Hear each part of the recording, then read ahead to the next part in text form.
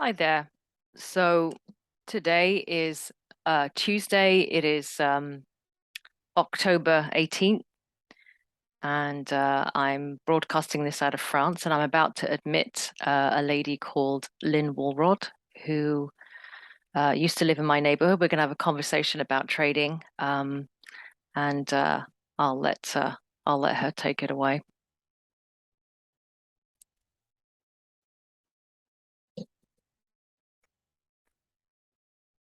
Hey, Lynn. Hi. Hey, good to see you. Good to see you again, and thank you for joining me. And I know that a lot of people are going to find this conversation very interesting.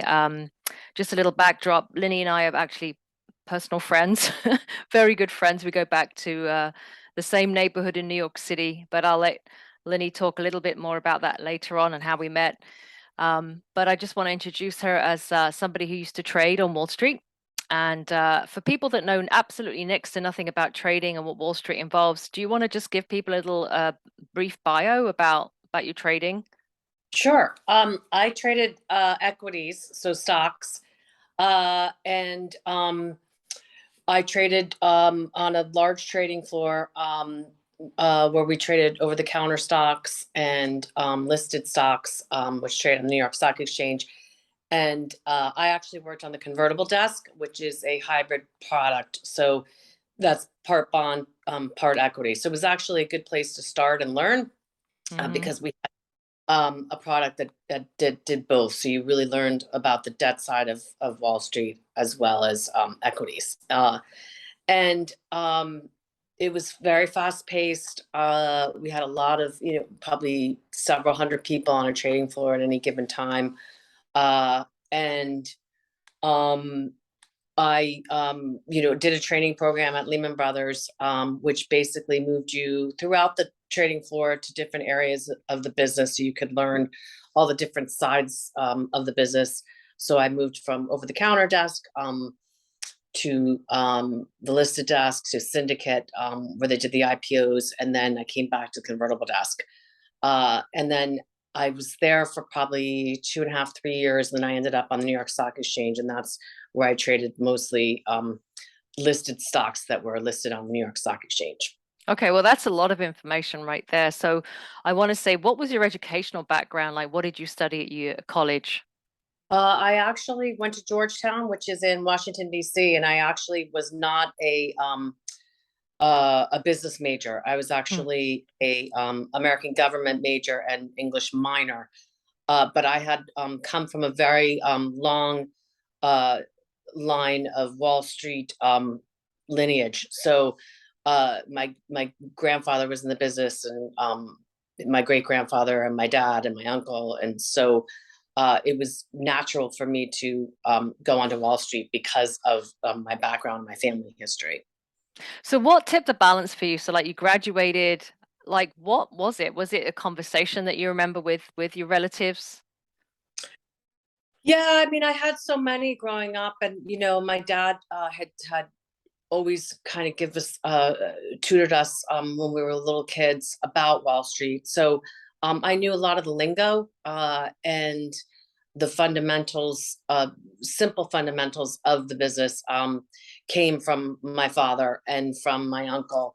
And then the expand of the family that I had, because I have I've almost 60 first cousins, and a lot of them were in the business. So it was one of these things where it was always talked about at the dinner table or at family events or holidays. So it was really kind of a natural transition for me, even though um, I didn't study it in college. I was very math oriented, so that also helped with me going into it because it really is a numbers game. Yeah, I'm sure. Now, where did Lehman Brothers fit in? Like, did your dad recommend that you do that? My father actually got me the interview. I was living in Boston at the time because my sister had gone to Boston College, and I was living in Boston at the time, working as a headhunter, recruiting on Wall Street, which was very interesting because it gave you an idea of all the different positions that there were. And I really wanted to come back to New York, and my dad got me the initial interview at the Boston office in Lehman, and then that woman sent me to New York, and they had started this training program where they were recruiting kids who were just out of school but had about 1 to 2 years of experience. So they Mm. hadn't gone to graduate school yet. They were just young and had a few years of business experience under their belt, and that's where I fit in. So Oh, that's kind of interesting that that came yeah, about. And so you got that job and then basically you just literally moved around and learned all the different positions. yes.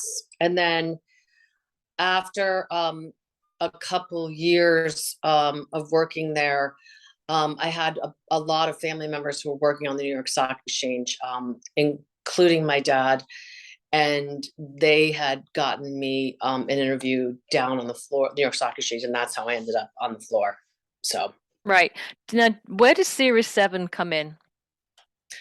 I took my Series 7 when I was in the training program, and I also took the Series 63, which was the one for the license for state. And then there was another one that we had to take too, that was an over-the-counter one. So think I had 3 licenses at the time. Uh, and you did not need a license to trade on the New York Stock Exchange, but you did to be in one of the offices. So I was able to keep the license going for other Hmm. positions getting further down the road. For people that don't understand, like when we see images of Wall Street, we see all those crazy guys waving pieces of paper in the and they're shouting, and there's people on phones. What's the difference between that and the people in the office, or is there a difference? Yeah, there is.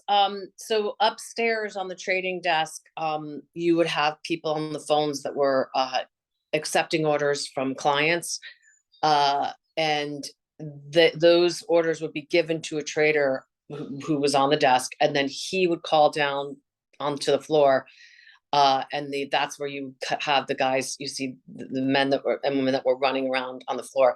They would take the order from the phone, and then go to the specialists who traded the stock. So at the time, it was very paper oriented because Hmm. I traded stocks in the 90s and we still had a lot of paper.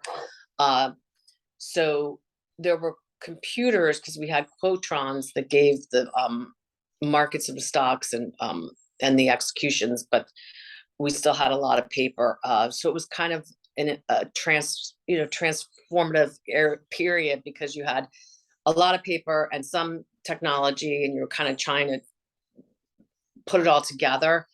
But I would say it was much more manually paper driven than people realized at the time. Great. So are you able to break down so this I see it as a three-person process. So you got the guy on the desk, you got the guy he calls down to the guy on the floor or the woman on the floor, and then they call to the person that has the stocks. Is that correct? Am I Yeah. right in that? At the time, at the time, the specialists on the New York Stock Exchange really had managed most of the trading of stocks at the time. Now, because the market has changed so much and there's so much technology, the specialist does not like at the time when I was down there, he probably traded 95% of all stock that traded in the name. And now it's probably the exact opposite, where he probably trades 5%.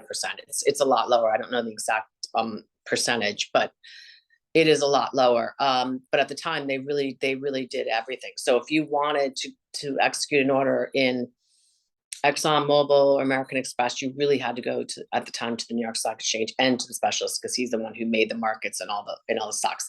And that's kind of what the issues that happen on Wall Street, because what happens is when one person has control of all the cards, it's almost like playing poker. You have one person who knows everything, and because of that, they can um, trade around you and trade around the clients, and that's where we had all the issues where specialists were getting into trouble because they were they knew too much. Basically, they knew too much, and that's why Mm. the business became much more depending on technology as technology continued to grow, and fragmented the business. So are you talking about insider trading? So people would know Yeah, everything. it's insider trading, but it's also, there's a fine line, because it's not insider trading. It's just, if you have if you're the specialist and you're managing stocks, and you know where all the bodies lie, you know exactly what's going on at any given time. It's Everybody else felt like that person had too much power and knowledge. So he might not have insider information, but he's got all these people Mm. that were standing around him that were trading the stock at the time. And depending upon what's going on, if there's more sellers or more buyers, you're going to be able to figure it out, because everybody has to come to you to trade the stock. So they're all going to be standing around you, basically. So it's like you become almost like a Google mind. You can hold all that information and then over time naturally know what the trends are going to be, know where there's going to be a good place to buy and all that stuff, right? You just become good at your Yeah. job. And you have big clients for example, you have like Fidelity, who obviously is a very large mutual fund. And you had a lot of large mutual funds that execute orders, and a lot of times they used their own broker to represent them, and they also used other brokers.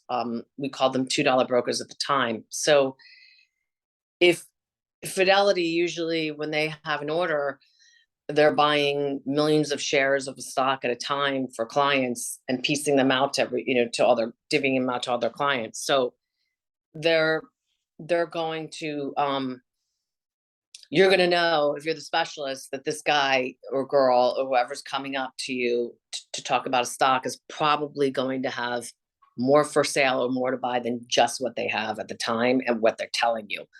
So that's where the games begin, because you really have to have poker faces and be able not to give away all your information, so that because you can deeply affect the markets based on what you end up presenting to the specialists and to the people that are around the crowd at the time.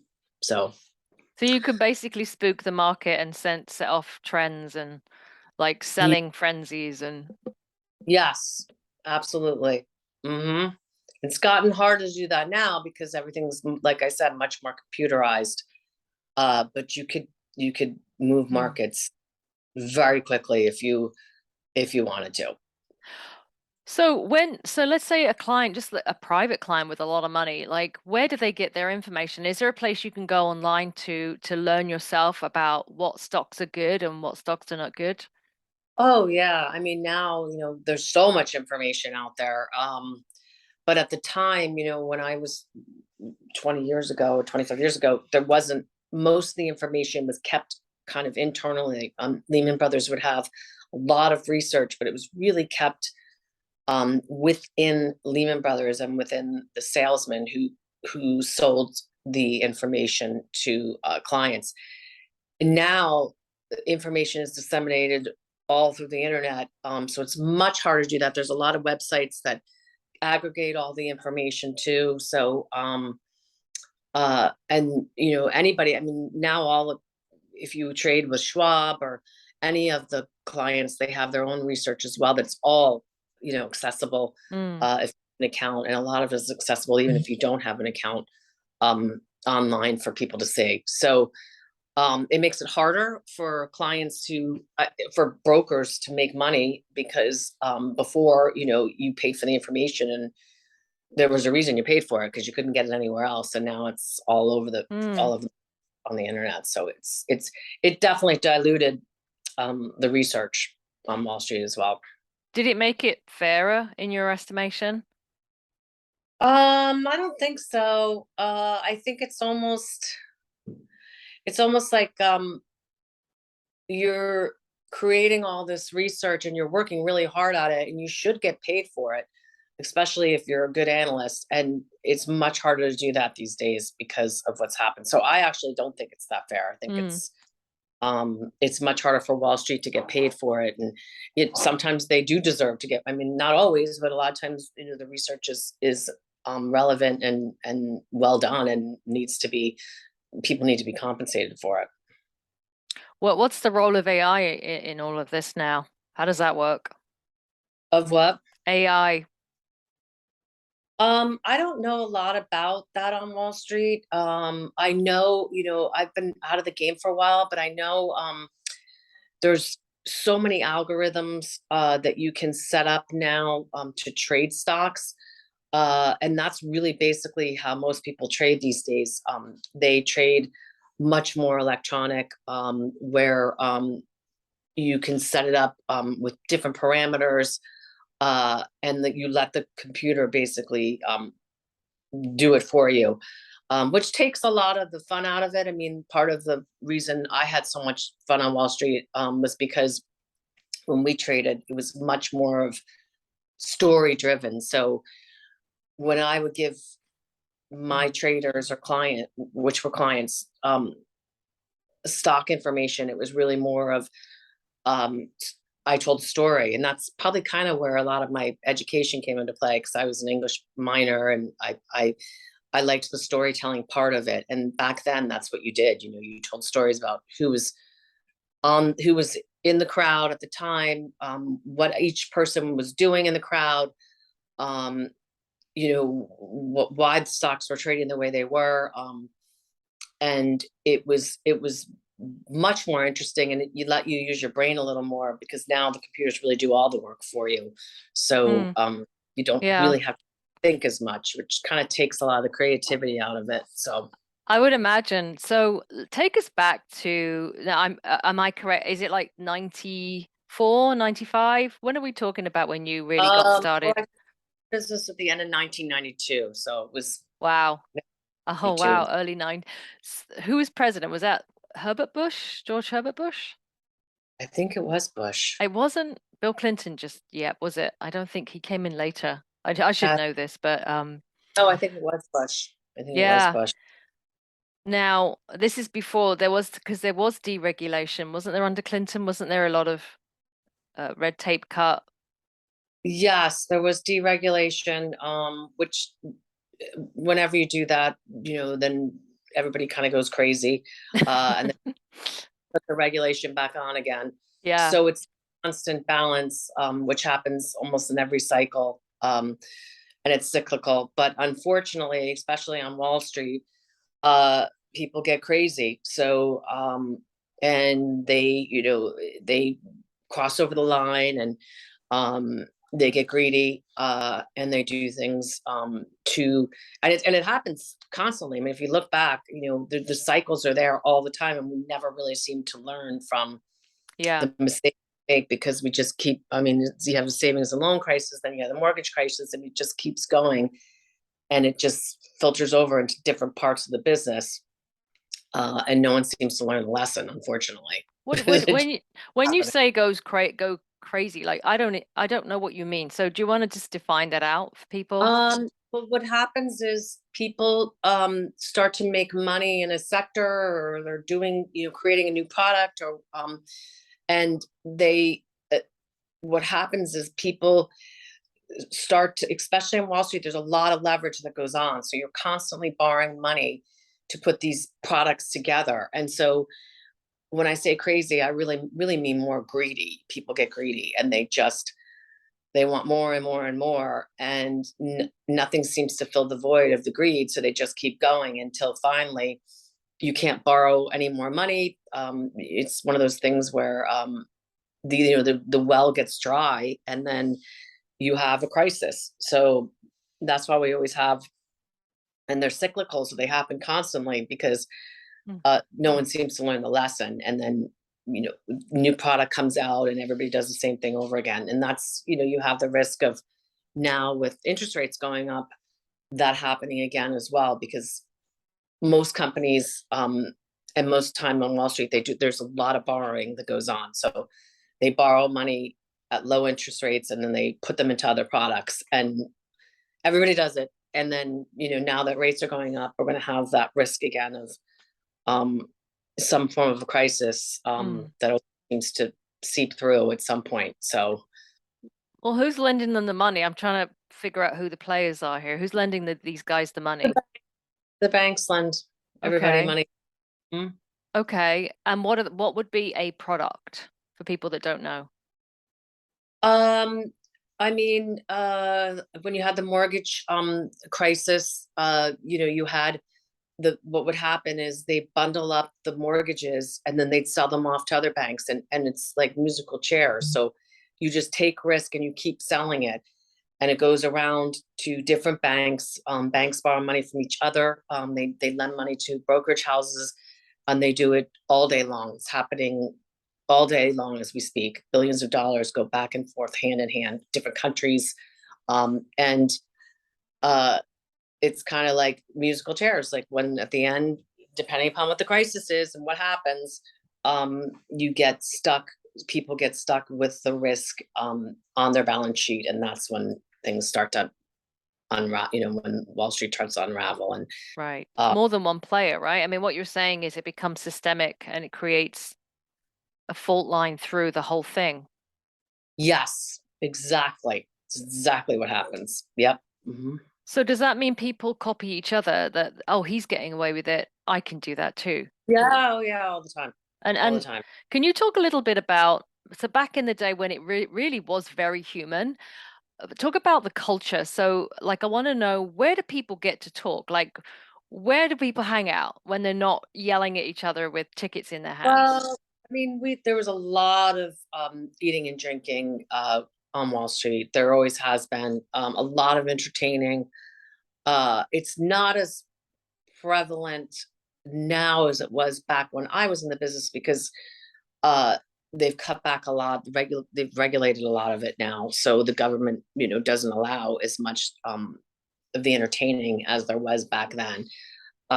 So we and I was in New York City, so we had a lot of restaurants and a lot of entertaining, and it was eating and drinking a lot, and taking clients out. And so we talked a lot about business when we were out to dinner, uh, and we also talked a lot about business after work if we were at the pub having a beer, uh, and golf course. It could be on the golf course. Mm.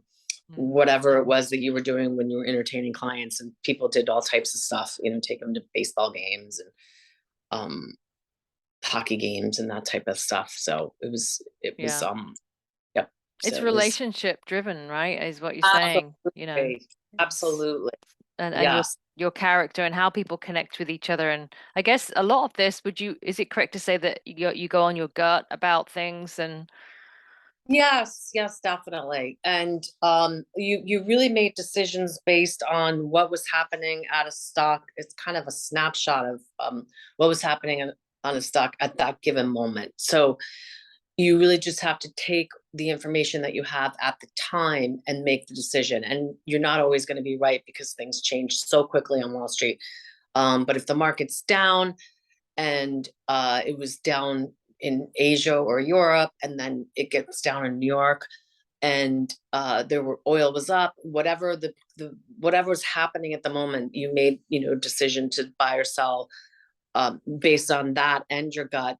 And you had some intuition involved that helped you make decisions. The worst thing you can do though is get in situations where you don't make a decision at all, and that happens actually a lot because you get people who always think either something's the glass is half empty or half full, and they just can't make a decision one way or the other, and that's really when you get into trouble. And that's actually what I did a lot of, was making sure that people made decisions and felt that they made them at the time as as smart decisions as they could at the time based on what was going the on. And information? Yeah. So what you're saying is that you got to manage people as well, I teams never or managed people, but I managed clients, and that can be, okay. your clients. Like you said, it was very relationship driven. So that was a very good way of putting it, because it was very much so a trust relationship business. Yeah, got it. Can you explain to people the difference between a bull and a bear market? Well, a bull market is when stocks are usually and the market in general is going up. So you get it's cyclical, so you get cycles where you might have a bull market for 5 years, and then something happens that turns the market for whatever reason, whether it's a crisis, or oil prices, or interest rates going up, and then the cycle turns, and then you start the bear market where stocks continue to go on a long-term basis, go down instead of up. Now you can always find stocks, individual stocks that fight the trend, Mm. and if most good analysts will usually be able to do that. So you can, if you do your research, you can definitely still make market in both, in especially in a bear market, if you pick good stocks and good Yeah, names. I would think it's an opportunity, right, when stocks go down that you could buy more of them and speculate. Absolutely. Yes. Mhm. It does feel like, though, a game of poker. It can be, and you do forget when you're trading that there are large sums of money on the line, um, because you just get used to your daily sort of trading activity, not realizing that you're trading millions of dollars every day. Uh, but the stress is there. I mean, it's definitely there. But there's a lot of adrenaline that goes along with it that keeps you kind of uh, constantly excited about the business, and never really getting bored. So that adrenaline rush is definitely real, and um, it helps you. It can help you trade better if you use it in the proper way. I would imagine it's a little bit exhausting sometimes, though. Did you ever have to take breaks and just go on Oh, vacation yeah. and chill Oh, out? yeah.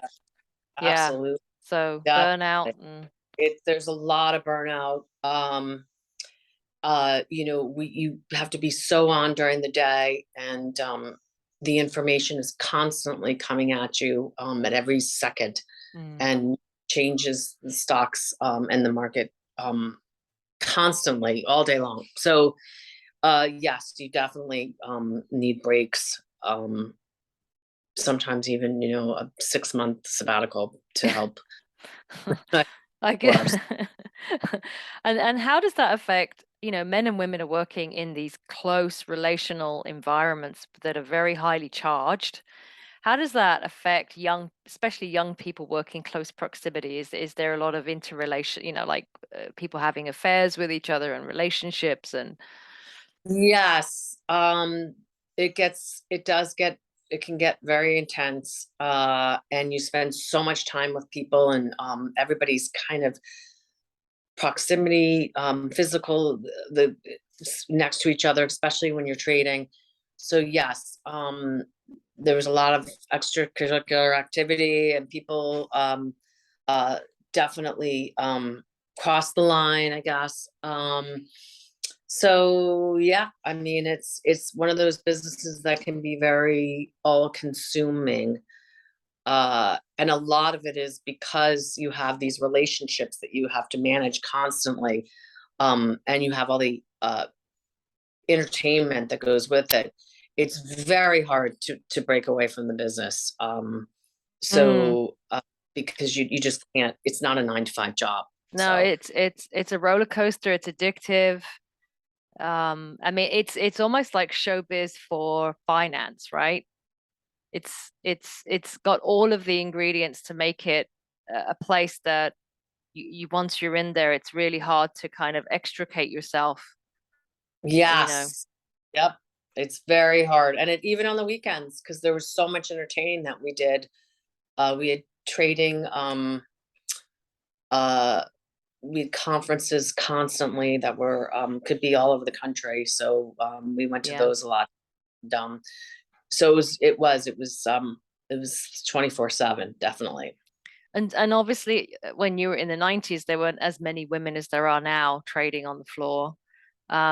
Did you was it ever really uncomfortable for you, or did you just kind of just think I'm getting on with it?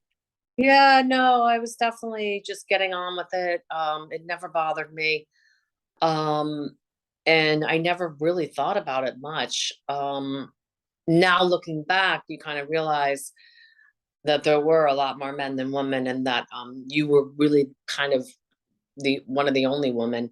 But actually, when I started at Lehman Brothers, I was on the convertible desk had a lot of women. We had the head of sales was a woman, and we had two other women on the desk. So we actually, and then we also had another woman that was the trading clerk. So we had a lot. I started with a lot of women, and they were all Mm, very strong women. I was very lucky and fortunate for that, because they were all very good to me and watched out for me. And that made a difference to have hmm. that many, because they really were mentors, and remained mentors throughout my career. So So they I were was very, older, right, Lynn? They were yes, older than you, yeah. And but this is before the Me Too movement, and I'm sure that people's behavior, especially with drinking and clients and going out, I'm sure that boundaries were crossed, and it was kind of every woman for herself. Would that be a correct understanding that yeah, you yeah. defined how far somebody was going to go? And it was also a little more physical, in the sense that if a man made you feel uncomfortable or crossed the line, it we got a little more physical, where we were kind of like, so it's hard to explain, but it was almost like we fought back. And it could be physical. So I mean, there were women, I've seen women hit men before and punch them in the face. I mean, it happened back then, because there really weren't a lot of rules. So it was like, so if you wanted to stay in the business as a woman and you didn't want to have someone do something, you fought back. So the women that were in the business were tough They were and scrappy, right? They were like, really scrappy. And we mm, all fought really hard every day. And we weren't victims though. We weren't victims. We would just fight back. And so I think that it was because of that, the men couldn't get away with it, like probably the way it happened in other industries.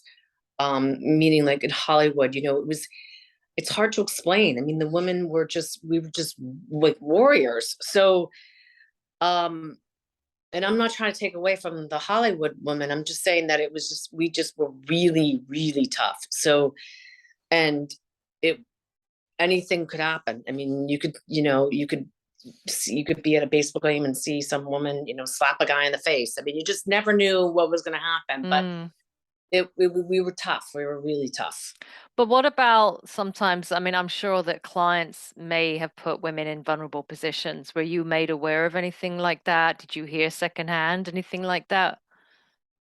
No, I mean, there was people there was always rumors circulating around in the office, but that was more kind of extramarital affairs. I never really heard about anything happening that was inappropriate in any other way other than the Hmm. extramarital, which happened all the time. So Right. But what about like maybe for women who had children? Was it tougher on women who had kids who, oh, it was brutal? it was very brutal. And I don't know how they did it, because the hours are very tough, and you have to be in the office very early. I mean, we had to be in the office at 7:15 in the morning. So I don't know how anyone raised a kid, but they did it. I mean, there were a lot of women in the office that were the breadwinners, uh, and they just got on with it and did it. So it was pretty amazing.